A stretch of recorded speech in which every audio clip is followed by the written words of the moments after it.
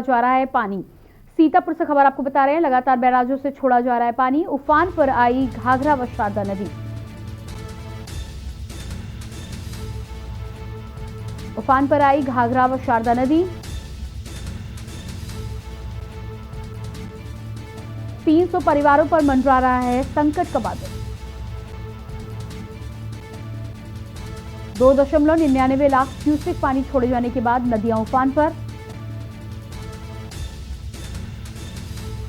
सीतापुर से खबर आपको बता रहे हैं, लगातार बैराजों से छोड़ा जा रहा है पानी।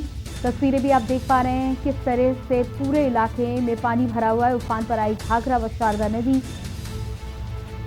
300 परिवारों पर मंडरा रहा है संकट का बादल।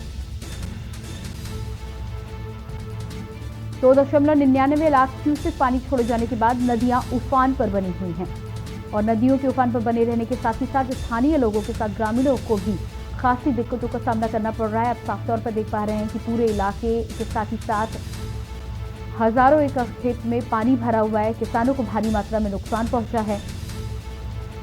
ऐसे में राहत टीमों की बात की जाए तो समय पर राहत टीम भी पहुंचती हुई नजर नहीं आ रही। कई ग्रामीणों का ये कहना है कि उनके नुकसान की भरपाई करने के लिए भी सरकार की तरफ से उन्हें कोई मदद नहीं मुहैया होती है। साथ ही साथ जिन लोगों का आशियाना उजड़ा है, आप तस्वीरें भी देख पा रहे हैं किस तरह से स्थानीय तटों के आसपास रहने वाले, झोपड़पट्टी में रहने वाले लोगों को अपना आशियाना छोड़कर एक बार फिर से पलायन करना पड़ा है। इन लोगों की मदद को लेकर भी पुख्ता तौर पर जितने इंतजाम प्रशासन के द्वारा किए जाने चाहिए थे वो पर्याप्त मात्रा में नहीं होते हैं। ऐसे में ग्रामीणों को ऐसी स्थितियों में दर दर भटकना पड़ता है। 299 क्यूसेक पानी छोड़े जाने से पूरा इलाका जलमग्न, नदियों का जलस्तर बढ़ा है, साथ ही साथ स्थानीय लोगों की दिक्कतें भी बढ़ी।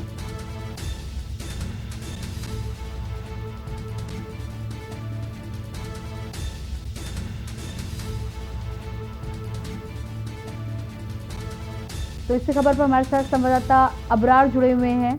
अबरार, यहाँ पर आपसे जानना चाहेंगे कि जिस तरह से स्थितियां खराब बनी हुई हैं, लगातार 2.99 लाख क्यूसेक पानी छोड़ा गया है और इससे नदियों का जलस्तर बढ़ा है। खास तौर से जो परेशानी होती है वो ग्रामीणों को और स्थानीय लोगों को होती है। किस तरह की परेशानियों का सामना करना पड़ रहा है और क्या कोई मदद उन्हें मिल पा रही है प्रशासन के द्वारा?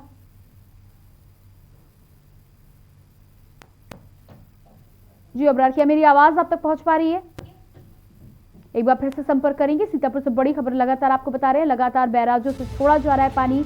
पानी छोड़े जाने के चलते स्थानीय लोगों को दिक्कतों का सामना करना पड़ रहा है। उफान पर आई घाघरा व शारदा नदी। 300 परिवारों पर मंडरा रहे हैं संकट के बादल। साथ ही साथ 299 लाख क्यूसेक पानी छोड़े जाने के बाद नदियां उफान पर बनी हुई हैं।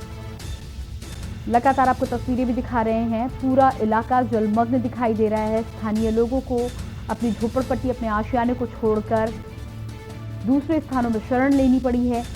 इसके साथ ही साथ हजारों एकड़ किसानों की खेती लायक भूमि बर्बाद हुई है, खेती बर्बाद हुई है और ग्रामीणों का कहना है कि इन तमाम समस्याओं के होते हुए भी प्रशासन की तरफ से उन्हें मदद मुहैया नहीं होती है। हर साल की तरह इस साल भी स्थितियां खराब होती हैं और ऐसे में आसपास के ग्रामीणों के सहयोग से ही उन्हें अपना गुजारा करना होता है। तो ये आप लगातार तस्वीरें देख पा रहे हैं, नदी के तट की तस्वीर देख पा रहे हैं। खासतौर पर नदी के तट पर रहने वाले, झोपड़पट्टी में रहने वाले लोग, उन्हें अपना आशियाना छोड़कर अलग अलग जगहों पर शरण लेनी पड़ी है। जिस तरह से स्थितियां लगातार नदियों की खतरनाक बनी हुई हैं,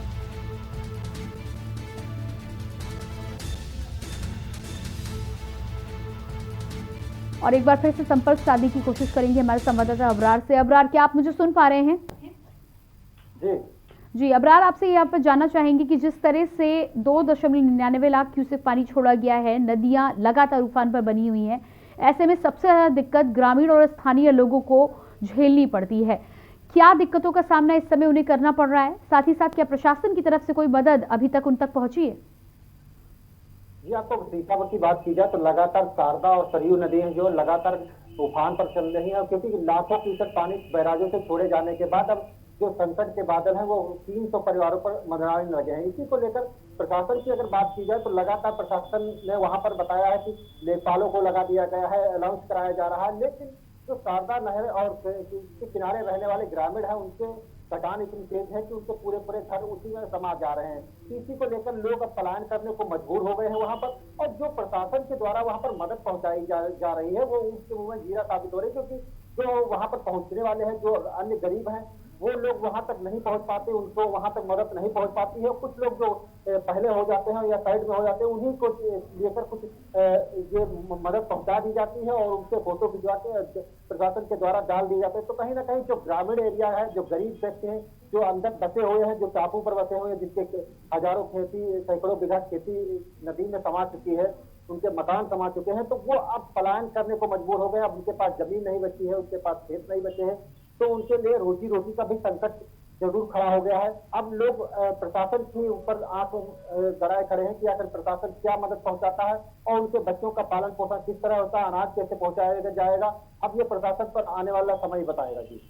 जी, इसके अलावा जिस तरह से स्थितियां लगातार खराब बनी हुई हैं, आपने बताया कि 300 परिवारों को लेकर परेशानियां बनी हुई हैं, तो ग्रामीणों तक यदि मदद नहीं पहुंच पा रही है तो ग्रामीणों ने क्या इसकी शिकायत अधिकारियों से करने की कोशिश की है कि अधिकारियों तक ये बात पहुंचाई जाए कि ग्रामीणों तक पर्याप्त मात्रा में मदद नहीं पहुंच पा रही है?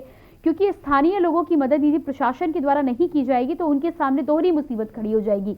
एक तो उनका घर पहले ही उजड़ चुका है, ऐसे में यदि मदद भी नहीं पहुंचेगी तो उनके लिए जीवन यहाँ पर मुश्किल साबित होगा।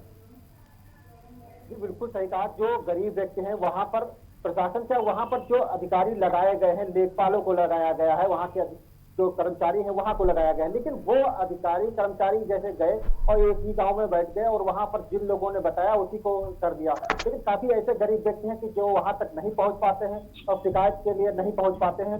उनका संकट किस लिए होगा कि उनसे रोजी रोटी किस तरह चलेगी, उनको अनाज कैसे पहुंचेगा।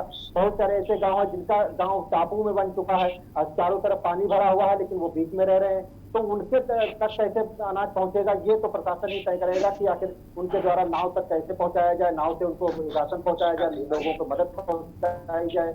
उनका रोजी रोटी का जो संकट है, जो खाने पीने का संकट है, वो भी जरूर पहुंचाने की प्रशासन कोशिश कर रहा है। लेकिन जो वहाँ के छोटे अधिकारी हैं, जो अधिकारी वो जितना बताते हैं, लिखते रहते हैं, उसी पर उनकी कार्रवाई होती है, उन्हीं को दिया जाता है। तो कहीं ना कहीं सैकड़ों बीघा जिससे खेती चली गई है, मकान चले गए हैं और लोगों के कटान इतनी तेज है कि पूरी घाघरा जो है पूरे पूरे गाँव को समा रही है। तो ऐसा नहीं लगता है कि जो बैराजों से छोड़ा जा रहा पानी वो लगातार बढ़ता ही जा रहा है। तो ऐसे में परिवारों के लिए संकट खड़ा हो गया है और प्रशासन पर नजर बनाए हुए है कि आखिर प्रशासन कब उनकी वहां तक मदद पहुंचाता है। जी बिल्कुल। इसके अलावा अबरार, ये जो समस्याएं लगातार बनी हुई हैं, ये समस्याएं कोई नई नहीं है। बाढ़ की स्थिति होना या नदियां उफान पर होना ऐसा अक्सर देखने में आता है, लेकिन ऐसे में प्रशासन के द्वारा जो मदद की जाती है वो बेहद ही पुराने तरीके से की जाती है। चाहे हम नाव की बात कर लें या अन्य चीज़ों की बात कर लें, इस तरह के विकसित समाज की जब हम बात करते हैं तो कहीं ना कहीं प्रशासन को भी जो ताज़ा तरीन सुविधाएं हैं, टेक्नोलॉजी, उससे लेस होना चाहिए और उसकी मदद से यदि गाँव की मदद की जाएगी तो कहीं ना कहीं उनको ज़्यादा राहत मिल पाएगी।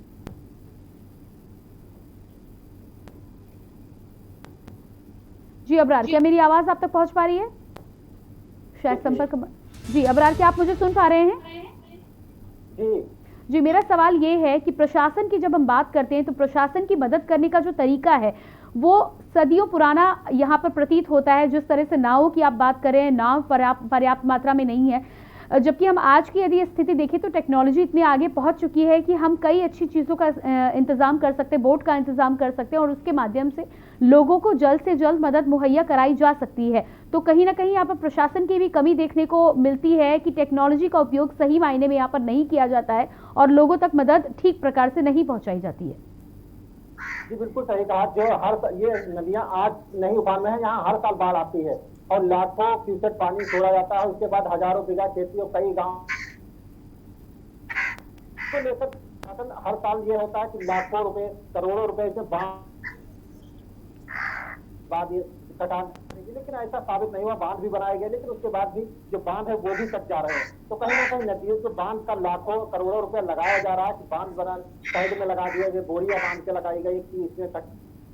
जी बिल्कुल अबरार, इस जानकारी के लिए आपका बहुत बहुत शुक्रिया। और लगातार उफान पर घाघरा और शारदा नदी के चलते जल स्तर बढ़ा हुआ है। स्थानीय लोगों को खासी दिक्कतों का सामना करना पड़ रहा है। ऐसे में 300 परिवारों पर लगातार संकट के बादल मंडरा रहे हैं, लेकिन प्रशासन की जो मदद है वो यहाँ इस इलाके में नाकाफी साबित हो रही है। ग्रामीणों का साफ तौर पर कहना है कि मदद आ तो रही है, लेकिन जो स्थानीय लोग निचले स्तर पर है उन तक मदद पहुंच पा रही है। जो लोग दूर दराज के स्थानों में फंसे हुए हैं उन तक मदद के अभी तक कोई इंतजाम नहीं किए गए हैं।